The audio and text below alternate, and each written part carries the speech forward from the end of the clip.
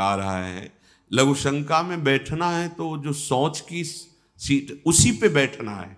किए लघु शंका और निकले उछल दिए। अरे पूरे अपवित्र हो गए। उस पे बैठने के लिए उतना ही वस्त्र धारण करो जितना तुम्हें धोना हो, तभी आप भगवत मार्ग में चलने, तभी आप चल सकते हैं। बुद्धि काम नहीं करेगी। अब जरा सा भी कुछ भी मुख में जाता है तो हमें कई बार समझाना होता है, श्री जी का प्रसाद है, प्रसाद। तब मन मंत्र की तरफ बढ़ता नहीं, एकदम घबरा के मुख में कुछ गया जूठा हुआ तो उसे समझाना पड़ता है, चरणामृत है, श्री जी का प्रसाद है। अभ्यास। हम बातचीत कर रहे हैं और बाथरूम के पादुका में पैर जा रहा हो, बंद मंत्र, नाम चलना प्रारंभ। हमें बाद में ज्ञान होगा, वो पहले हो गया। अभ्यास। अगर आपको कई बार शौच लगती है, आप बाथरूम तो बंद ही होते हैं, उचित वस्त्र धारण कर लो, या जैसा हाथ धो लिए, यहाँ से हाथ धो लिए, कुल्ला कर लिए, और ये जो छिद्र है इनमें जल लगा लिया, कमर से स्नान, चाहे जितनी बार, इतना तो करना है। 2 बार तो सर्वांग आप कर लीजिए। बीमार हैं ऐसा है तो ऐसे कर लीजिए। अगर आप ऐसे पवित्र नहीं रहेंगे तो मंत्र नहीं चलेगा, भजन नहीं होगा। आप खुद देख लीजिए, बाहरी पवित्रता और आंतरिक पवित्रता, छल कपट ये सब अंदर न रखते हुए नाम जब चल रहा है, अंदर पवित्र हो जाएंगे। तो जल मिट्टी और यथा योग्य जो गुरुजन आदेश करते हैं वैसी दिनचर्या से ये बाह्य शरीर की शुद्धि होती है। राग द्वेष दंभ कपट वैर अभिमान, इन विकारों का नाश होने पर अंतःकरण स्वच्छ होता है। ये विकार सब नष्ट हो जाएंगे। सत्संग सुनते रहिए, नाम जप करते रहिए। तो ये शौच अर्थात पवित्रता, बाहरी और भीतरी दोनों आवश्यक है। प्रसाद के सिवा मुख में अगर कुछ भी है, जैसे आप राधा वल्लभ जी गए, किनका मंत्र चलाओ, जल वो चरणामृत, तो आचमन, जल लेके आचमन करने की जरूरत नहीं। अन्यथा आप जैसे फिर तो अच्छे से कुल्ला करो, आचमन करो, फिर आप मंत्र जप करो। हर समय पवित्र। लघु शंका पहले बराबर कमंडल में जल रखते थे, अब तो कहीं जाना आना ही नहीं तो कमंडल पास रहेगा, उसमें छोटा सा गिलास। अपनी दिनचर्या में आप भगवत प्राप्ति के मार्ग में चले हैं और आप ऐसे ही मनमानी, ऐसा नहीं। हम गुरुजनों को, बड़े महापुरुषों को देखा, पवित्रता का निर्वाह। पवित्रता का निर्वाह नहीं तो फिर सेवा या सुमिरन दोनों में विक्षेप पड़ने लगेगा। मनमानी आचरण मत कीजिए। आपका वस्त्र पवित्र होना चाहिए, पानी से निकाल लीजिए, पवित्र होने। ऐसे मनमानी आचरण करोगे तो भजन में रुचि नहीं होगी।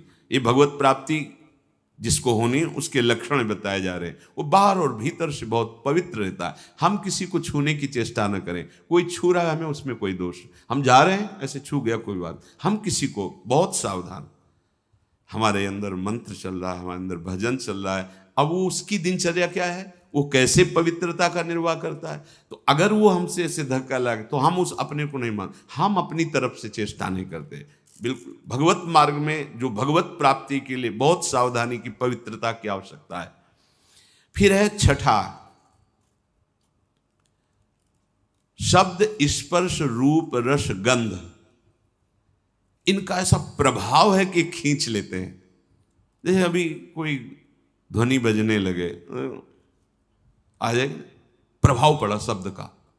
अभी कोई चीख दे, ऐसे शब्द का प्रभाव पड़ा ना, ऐसे रूप का प्रभाव पड़ता है, ऐसे रस का प्रभाव पड़ता है, गंध का प्रभाव पड़ता है, स्पर्श का प्रभाव पड़ता है।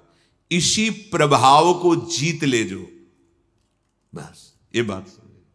हमारा जो नाम चल रहा है, अब कुछ भी गाए, कुछ भी बजाए, कुछ भी शोरगुल हो, उस पे अंतर नहीं पड़ना चाहिए। हम रूप आशिक हैं प्रियालाल के, आप कोई भी रूप हो, हम स्वादी हैं प्रियालाल के उच्छिष्ट के, अधरामृत के, जो उनका उच्छिष्टामृत भुक्त वही हुआ। इसके अलावा कुछ भी अमृत भी हो तो हमारे लिए, हमारी गंध श्री जी के श्री चरणों में चढ़ी हुई तुलसी पुष्प, श्रीअंग का इत्र, प्रसाद, माला आदि, बस। इससे क्या होगा, शब्द स्पर्श रूप रस गंध पर आप विजय प्राप्त कर लेंगे। सनकादि के लिए जैसे आता है कि शब्द स्पर्श रूप रस गंध पर विजय प्राप्त किए हुए महापुरुष के भी घ्राणेन्द्रिय में जब प्रभु श्री हरि के श्री चरणों की तुलसी की गंध गई तो प्रेम विकल हो गए, ऐसा था। ये जो हमारी इंद्रियां स्पर्श सुख में, देह सुख, स्पर्श सुख में, रूप में, रस में, गंध में, शब्द में हमें भगवत प्राप्ति करनी, इसका हमें परिवर्तन करना होगा।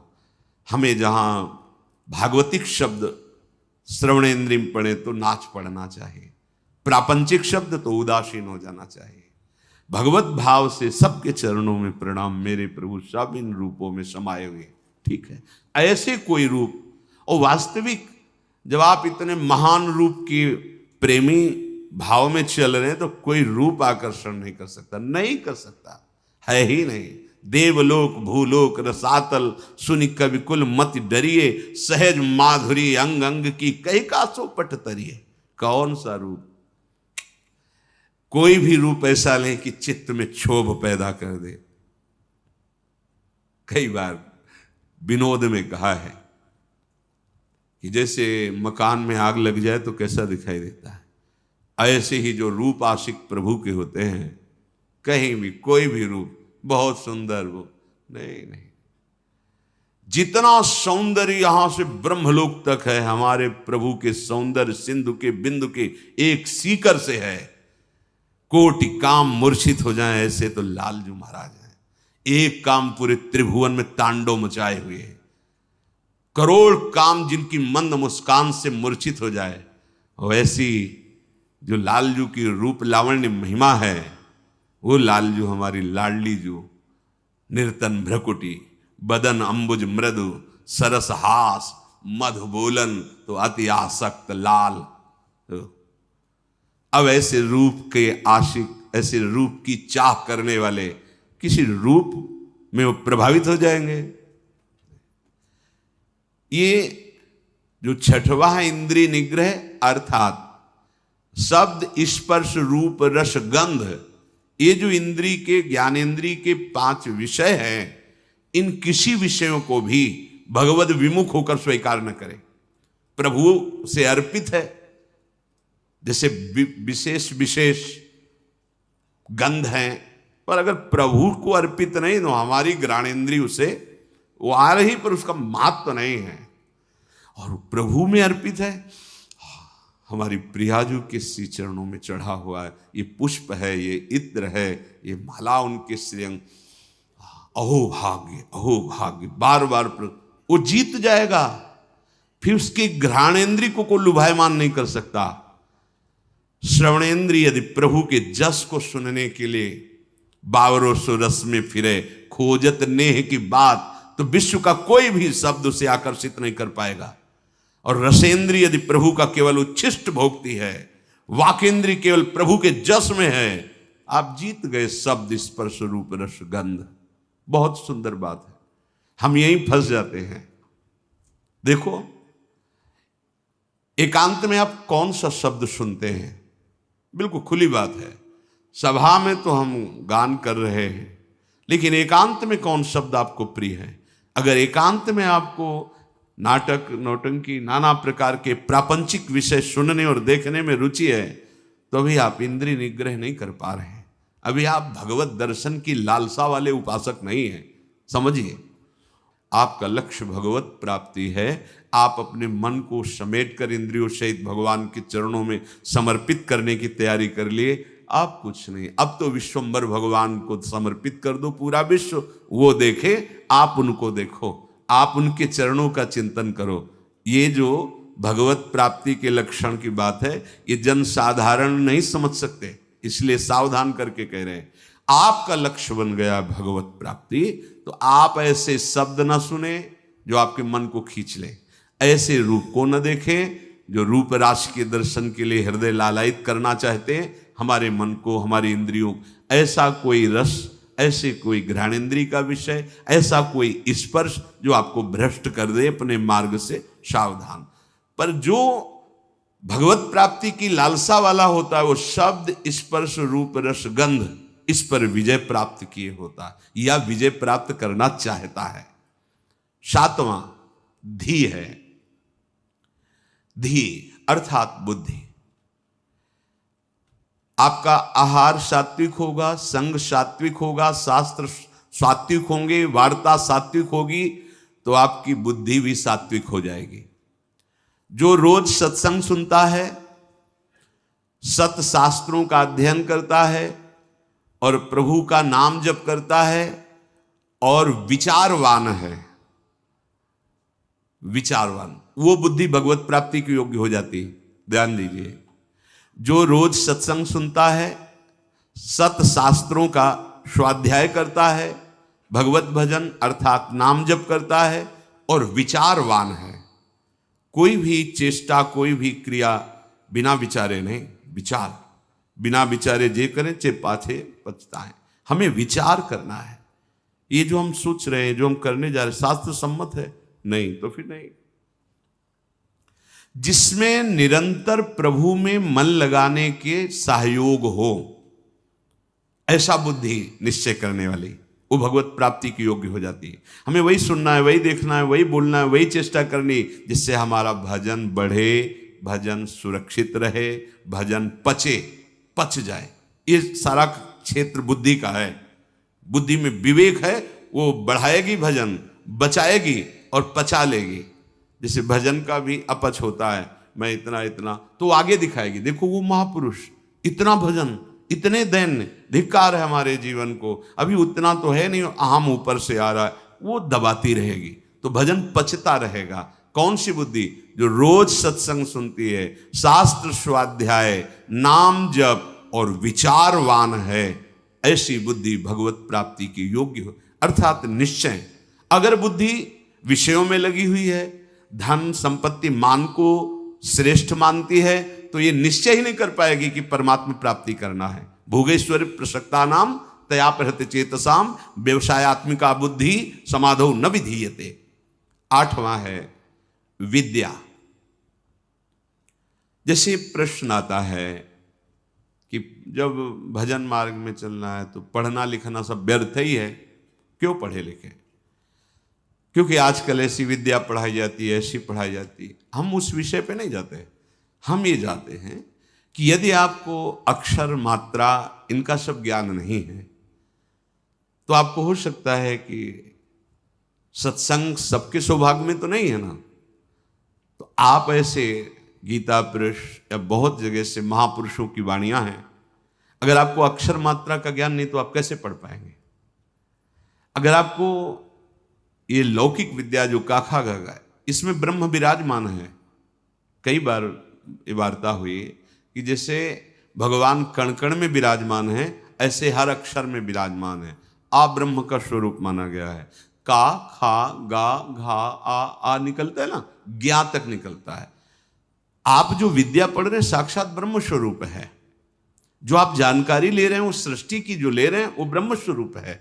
उसे आप भजन से अलग मत मानिए, ध्यान देकर पढ़िए। हाँ, अब पढ़ लिख करके उद्दंडता करना, कपट करना, हिंसा करना, चोरी करना, तो होगा कि क्या हुआ तुम्हारी पढ़ाई से?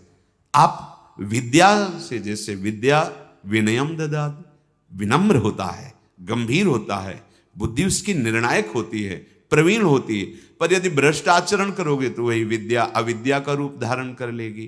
तो विद्या निषेध नहीं है, अविद्या निषेध है। आप खूब अच्छे से पढ़िए, आप खूब पदाधिकारी बनिए, समाज की सेवा करिए, आप जानकारी लीजिए, ये जगत भगवत स्वरूप है। अगर आप अभी से प्रमाद कर लिए तो भजन में स्थिति है नहीं। हम देखते हैं जो बच्चे पढ़े लिखे हैं ना, एक बार समझा दो तो कदम सोच समझ के रखते हैं। हाँ, हम ये कहते हैं यदि ऐसी रति है कि राधा राधा राधा राधा राधा सत्संग और नाम जप करते हुए आप, तो सच्ची मानिए सब शास्त्रों का ज्ञान अपने आप हो जाएगा। पर ऐसा बहुत ही कठिन है, कोई बिरला ऐसा जो ऐसे चल पाए, नहीं तो इसलिए पढ़ना आवश्यक है। विद्या, जब आपके अंदर अक्षर मात्राओं का ज्ञान होता है, उसमें विषय भी रखे जाते हैं। आप संस्कृत पढ़ सकते हैं, आप ये पढ़ सकते हैं, आप ये अलग अलग विषय रखे जाते हैं। जैसे अपने जब पढ़ रहे थे तो एक विज्ञान का विषय था और एक आर्ट का विषय था, कॉमर्स का विषय था, नहीं अलग अलग, कि आप संस्कृत ले सकते हो, आप अंग्रेजी ले सकते, ऐसे कई विद्या। अगर हमको अक्षर मात्रा और ठीक ज्ञान है तो हम वेद का स्वाध्याय कर सकते हैं, आगे हम संस्कृत पढ़ें, हम अपने शास्त्रों को पढ़ सकते हैं। अब ऐसा क्या कि शास्त्र तो आते नहीं, भजन में रुचि नहीं, तो आपके अंदर ज्ञान स्फुरित कैसे होगा? हम उन महात्माओं को देखकर बोला कि का नहीं पढ़े लेकिन एक क्षण भी नहीं नाम छोड़ रहे, तो सारा ज्ञान जागृत हो गया उनको। यही अपने वृंदावन में पूज्य मथुरा दास जी थे, वो खुद कहते थे, ए जी हमने कभी स्कूल का मुंह नहीं देखा, अर्थात कभी स्कूल नहीं गए, और 50-50 श्लोक महाभारत के एक साथ बोलते चले जा रहे और फिर नंबर बाय नंबर उसका अर्थ बताते चले जा रहे हैं। ये सब क्या हो रहा है? बड़ा विचित्र है। जब हमारा चित्त प्रभु में जुड़ जाता है तो प्रभु पूर्ण है, तो कोई भी ऐसा ज्ञान नहीं जो उसके अंदर, पर अभी खेलने कूदने की अवस्था में प्रमाद स्थिति के कारण वो आड़ लेते हैं कि हम भजन करेंगे और विद्या नहीं पढ़ते, इसलिए पढ़ना चाहिए। पढ़ो, अब हमारी समझ में आया है कि पढ़ो, अपने को पहले दिनचर्या में लाओ, माता पिता के अधीन रहो, शास्त्र की बातें समझने के लिए विद्या का अध्ययन करो, कोई पद मिलता है तो समाज सेवी बनो, अधर्म का त्याग करते हुए धर्म पे चलने वाला महात्मा ही माना जाता है, चाहे वो गृहस्थ में हो चाहे विरक्त में हो। इसलिए विद्या ही अध्यात्म विद्या की तरफ ले जाती है। आप पढ़े लिखे हो, हमारी बात समझ रहे हो? नहीं समझ नहीं पाओगे। अब पढ़े ही नहीं तो निवृत्ति का अर्थ क्या समझ पाओगे? पढ़े ही नहीं तो प्रवृत्ति का अर्थ क्या समझ पाओगे? उनकी बात जाने दो जिनको लोक परलोक से कोई मतलब नहीं है, बस शुरू है भगवान नाम निरंतर, वो सिद्ध महापुरुष। अब कहां वृत्ति है? स्कूल जाने की रुचि नहीं, विद्या पढ़ने की रुचि नहीं, मोबाइल के पूरे इंजीनियर हैं छोटे छोटे बच्चे। हाँ मतलब अभी इतने बड़े हैं, वो क्या सर्च करना है आपको बोल दो, बस बोलिए, आप वो सर्च किए बैठे। क्योंकि वायुमंडल ऐसा है, वातावरण ऐसा है, 4 बच्चे जहां मिले तो बिना सीखे सब आने लगते हैं, उनको कुमार्गगामी प्रवृत्तियां। इसलिए विद्याध्ययन, शास्त्र स्वाध्याय, तभी वो अध्यात्म विद्या की तरफ बढ़ेगा। जिससे यथार्थ ज्ञान प्राप्त होता है उसे ही विद्या कहते हैं। नवा है सत्य। सत्य बोले, सत्य आचरण करे, असत आचरण, शास्त्र विरुद्ध आचरण नहीं।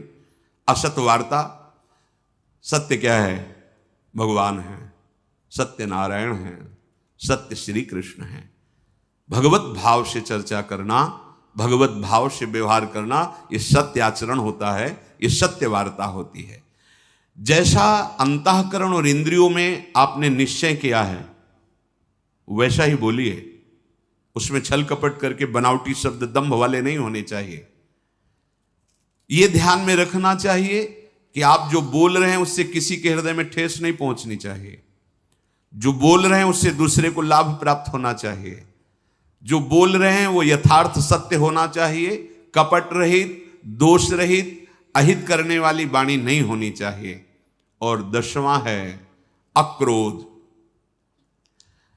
कोई भी आपके प्रति कैसा भी बर्ताव करे, आपको क्रोध नहीं करना, यह नियम लेना है। इसमें दूसरा था क्षमा। क्षमा और क्रोध में अंतर है। जो हमारे प्रति अमंगल बर्ताव कर रहा है उसका मंगल हो, कभी अमंगल न हो, यह क्षमा है। अब जो हमें क्रोध दिला रहा है तो हमें नियम लेना कि हमें गुस्सा नहीं करना, वो दिलाएगा। देखो, जब आप परमार्थ पे चलते हो तो आपके अंदर और बाहर दोनों जगह ऐसी परिस्थिति पैदा की जाएगी कि आपको क्रोध आवे, आपके अंदर की वृत्ति बिगड़ेगी। बाहर का ऐसा व्यवहार हो सकता है, आपका साथी, आपका मित्र, आपके पास रहने वाला साधक ही आपसे विपरीत ऐसी चेष्टा, उस समय वो प्रेरित है। आपको देखना है कि इस समय प्रेरित है माया के द्वारा, और वो मुझे गुस्सा दिलाने के लिए ऐसा विधान रचा गया, पर मैं गुस्सा नहीं होऊंगा। अगर सह नहीं पाते हो तो मौन हो, भाग जाओ वहां से, मौन हो कि भाग जाओ। वीरता मत दिखाओ। गुस्सा करना वीरता नहीं, सह जाना वीरता है, जैसे सह पाओ। बहुत संतों ने इस पर, जहां कोई आपको गुस्सा की बात दिलाने लगे तो अगर आप ये याद कर लोगे कि मेरी परीक्षा हो रही, मुझे क्रोध दिलाया जा रहा है, तो आप समझ जाओगे। पर बस यही रहे कि मेरी परीक्षा हो रही, मुझे गुस्सा नहीं कर ली, नहीं, सोचते सोचते फिर कड़ुआ वचन निकलने लगेगा, फिर मारपीट भी होने लगेगी। पर सोचो अपने साधु के साधक होके एक दूसरे को गाली दे रहे, लड़ रहे, ये कोई साधुता है? ये कोई मार्ग? अक्रोध, क्रोध नहीं करना। नियम लेना पड़ेगा ना कि क्रोध नहीं करना, वो दिलाएंगे क्रोध। बड़े विचित्र विचित्र लीलाएं होती। 100 बार थूका, क्रोध नहीं आया, ऊपर से थूका। और तो उन्होंने यही कहा कि आपकी तो बड़ी कृपा हुई जो एक दिन में 100 बार मुझे गंगा स्नान करने को मिला, 100 बार हमें स्नान करने का सौभाग्य मिला। ये हो सकता है हमारे साथ व्यवहार ऐसा हो कि जिससे हमें क्रोध आवे तो हमें तुरंत सोचना है, तुरंत वही सोच सकता है जो साधक है, ये मेरी परीक्षा आई है, नहीं मुझे गुस्सा नहीं कर, राधा राधा राधा राधा राधा राधा राधा भैया राधा, बढ़ो आगे बढ़ो, गुस्सा नहीं कर रही। अक्रोध, अपनी कोई बुराई करके, अपना कोई प्रतिकूल व्यवहार करके क्रोध दिलाना चाहता है, आप अक्रोध, आपको गुस्सा नहीं करनी। क्षमा में और अक्रोध में अंतर है। हम गुस्सा नहीं करेंगे पर क्षमा उसको मंगल मनाएंगे, उसके प्रति कोई प्रतिकूल व्यवहार नहीं होगा और उसका मंगल होगा। मन वचन कर्म से इसको, हमारे प्रति जो अपकार किया, कभी इसको दंड ना मिले, ना भगवान दंड देना या लोक में दंड, उसे क्षमावान कहते हैं। बहुत बड़ा बल है ये साधु का, इसीलिए दूसरे नंबर पे है क्षमा। ये जो क्रोध है वो हमें दिलाने की चेष्टा कर रहा है, हम उसका मंगल भी मनाने वाला विषय नहीं। अब हमें इसमें सावधान रहना, गुस्सा नहीं होना। देख लो, आज नियम लियो लोगे, शाम तक कोई ना कोई ऐसा आपको गुस्सा बाहर से नहीं अंदर से आ जाए। परसों मिला था ना, उसने अब जलने लगे, गुस्सा आने लगी, परसों की बात या वर्षों की बात, मन है वो लाएगा भी। अच्छा ऐसा मतलब, तो हमको क्या समझ रखा है भगवान, मतलब वो मना, गुस्सा रही ना, देखो इतना तो विलंब न करो, तो दंड दो जिसे 4 लोग देखे ना कि वैष्णव अपराध का क्या मतलब होता है। कहां गए, उसी समय अंदर वाली वृत्ति करो, नहीं मुझे गुस्सा नहीं होना, मुझे किसी का मंगल नहीं मनाना, क्योंकि मुझे भगवत प्राप्ति करनी। क्षमा और अक्रोध दोनों में भेद यही है। जो कुछ होता है मन में या बाहरी व्यवहार में, हमको उसे सहना है, क्रोध नहीं करना है। ये जो 10 प्रकार के लक्षण बताए गए, उपासक सावधानी पूर्वक इनको धारण करे। अगर ये लक्षण है तो भगवत प्राप्ति निश्चित है। पुनः पहला है धृति, अर्थात हम ऐसी स्वीकृति में रहें कि कोई भी परिस्थिति हमारी स्वीकृति को न नष्ट कर पावे। हमारा लक्ष्य है निरंतर भजन, हमारी स्वीकृति ऐसी जन्म में भगवत प्राप्ति। दूसरा क्षमा, कोई कितना भी हमारे साथ व्यवहार, हम अंदर से उसका अमंगल नहीं होने, तो आप कहोगे ऐसा कैसे, वहां भगवान बैठे, सच्ची मानना। आपको लगता है वो तो अमंगल करता चला जाएगा, नहीं, तुम्हारी क्षमा सांप से भी बढ़कर उसको शासित करेगी। उमा क्षमा साप होते भारी, अपने कर्म जाय अपकारी। अगर आप लड़ गए, आप ऐसे कटु वचन बोल रहे हैं तो शायद उसका सुधार ना हो, लेकिन आप सह गए तो ये क्षमा जा करके उसको जो दंड देगी वो सुधार पे आए, उसका मंगल नहीं होगा, और उसको ऐसी जलन, ऐसी दंड स्थिति देगी कि वो सुधर करके मार्ग में चलने लगेगा। तीसरा दम, इंद्रियों का, मन का दमन करना, और ये बुद्धि से होता है। जब नाम जप करोगे, बुद्धि योग बना रहेगा, तो मन का भी दमन होगा, इंद्रियों का भी दमन होगा। आस्ते मन वाणी शरीर से किसी भी प्रकार की चोरी ना करना। ये जो लोभ प्रवृत्ति है बहुत सूक्ष्म होती है, बहुत सूक्ष्म होती है। इसको न शरीर से, न मन से, न वाणी से, किसी भी तरह से हमें चोरी नहीं करनी। शौच बाहर और भीतर से पवित्र रहने की चेष्टा करनी है। छठवां इंद्रिय निग्रह, अर्थात शब्द, स्पर्श, रूप, रस, गंध, ये हमें परास्त न कर पावे जो माया जनित है। सातवां धी, अर्थात सत्संग के द्वारा, शास्त्र स्वाध्याय के द्वारा, नाम जप के द्वारा, विचार के द्वारा हम अपनी बुद्धि को प्रभु से जोड़े रहें। विद्या, वही जो अध्यात्म विद्या तक पहुंचा दे। नवा सत्य, यथार्थ, प्रिय, हितकर भाषण, और सत्य हैं प्रभु।